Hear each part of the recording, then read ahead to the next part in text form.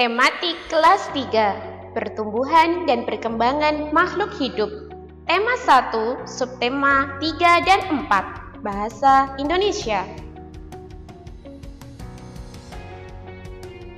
Assalamualaikum warahmatullahi wabarakatuh. Selamat pagi anak-anak. Bagaimana kabarnya hari ini? Semoga dalam keadaan sehat semuanya ya. Halo, bertemu lagi dengan saya Ustadzah Fitri. Oke, hari ini kita akan belajar tematik muatan bahasa Indonesia subtema 3 dan 4. Sebelum belajar, kita berdoa bersama ya dengan baca basmalah. Semoga pertemuan kita pada kali ini membawa manfaat bagi kita semuanya. Bismillahirrahmanirrahim. Materi pada bahasa Indonesia subtema 3 dan 4 adalah yang pertama, daur hidup hewan. Yang kedua adalah perkembangbiakan tumbuhan.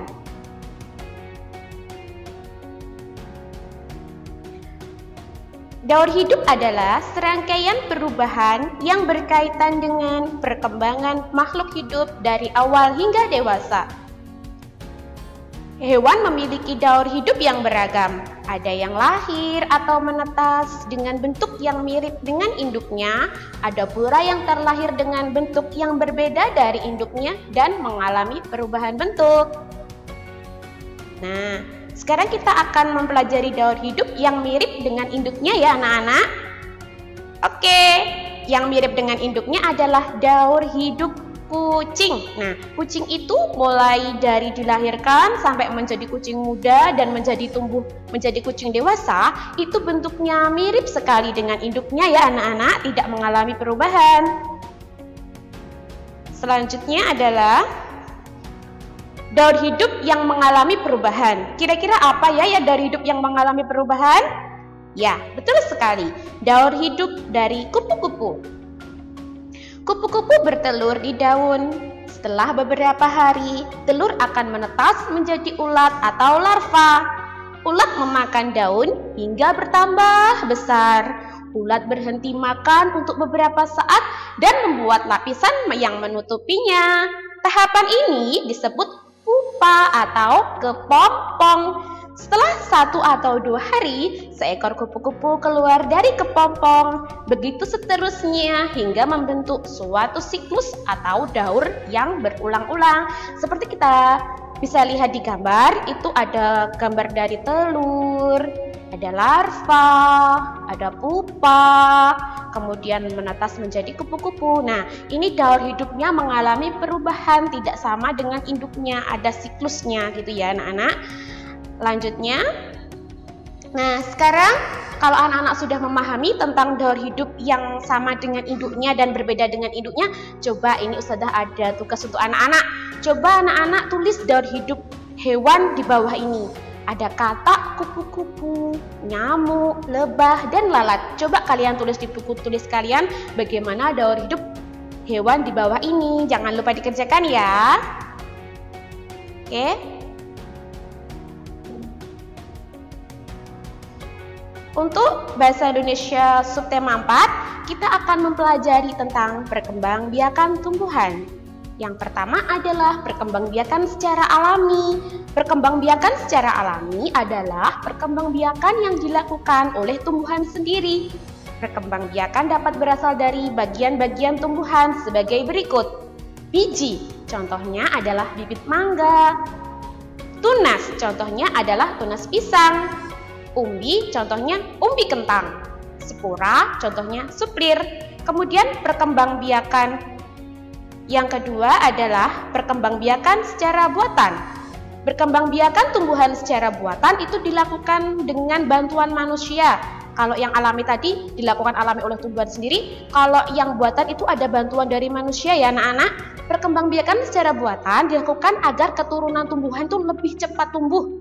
Contoh perkembangbiakan buatan adalah dengan melakukan teknik cangkok, stek, dan berunduk. Pada tanaman singkong, teknik stek selalu dilakukan agar tanaman dapat cepat tumbuh ya. Oke. Selanjutnya adalah perkembangbiakan tumbuhan dengan biji. Nah, salah satu contoh tumbuhan yang berkembang biak dengan biji adalah mangga. Nah, ini ada buah mangga, itu dalamnya ada biji. Setelah ditanam nanti akan tumbuh akar, akarnya itu akan tumbuh tunas. Setelah tunas akan tumbuh pohon mangga kecil, kemudian tumbuh lagi menjadi pohon mangga besar, dan pohon mangga besar itu berbunga. Nah, setelah berbunga nanti akan berubah menjadi buah mangga, begitu seterusnya. Nah, itu adalah perkembangbiakan tumbuhan dengan biji. Selanjutnya adalah perkembangbiakan tumbuhan dengan tunas. Tumbuhan yang berkembang biak dengan tunas umumnya hidup bergerombol atau berkelompok. Contoh tumbuhan tersebut adalah pisang, bambu, tebu, dan cocor bebek. Pada tumbuhan pisang, bambu, dan tebu, tunas tumbuh itu dekat dengan induknya. Nah, bisa dilihat di gambar itu pisang, bawahnya ada tunas-tunas pisang. Kemudian cocor bebek, dan kemudian bambu. Itu adalah tumbuhan yang berkembang biak dengan cara tunas. Oke, anak-anak hebat, kita lanjutkan lagi. Selanjutnya adalah perkembangbiakan tumbuhan dengan umbi. Nah, umbi itu apa sih? Umbi itu merupakan bagian tumbuhan untuk menyimpan cadangan makanan. Bentuk umbi biasanya menggembung. Terdapat 3 jenis umbi, yaitu umbi lapis, contohnya bawang merah, umbi batang, contohnya kentang, umbi akar, contohnya wortel. Nah, ini adalah gambar dari tumbuhan yang berkembang biak dengan umbi. Selanjutnya adalah perkembangbiakan dengan spora. Spora itu berfungsi sebagai alat persebaran mirip dengan biji. Tumbuhan yang berkembang biak dengan spora antara lain seperti paku dan suplir. Spora terdapat pada tumbuhan bagian belakang berbentuk serbuk. Bentuk spora itu sangat kecil sehingga kita tidak bisa melihat dengan mata.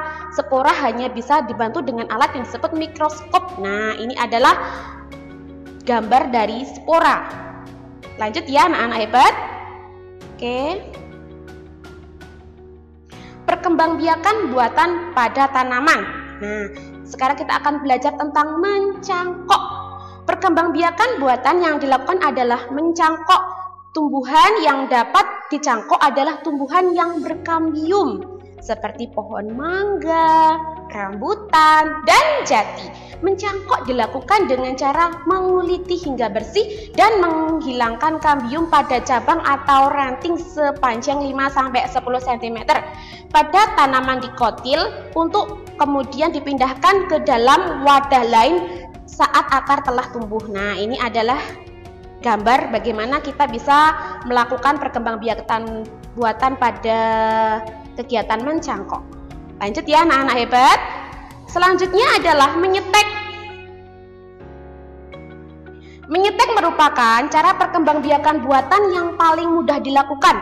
Menyetek dilakukan memotong bagian tumbuhan, kemudian potongan itu ditanam pada tanah. Beberapa contoh tanaman yang dapat disetek adalah singkong, mawar, apel, stroberi, dan bunga trompet. Nah, ini adalah kita bisa melihat di gambar bagaimana cara menyetek ya. Oke.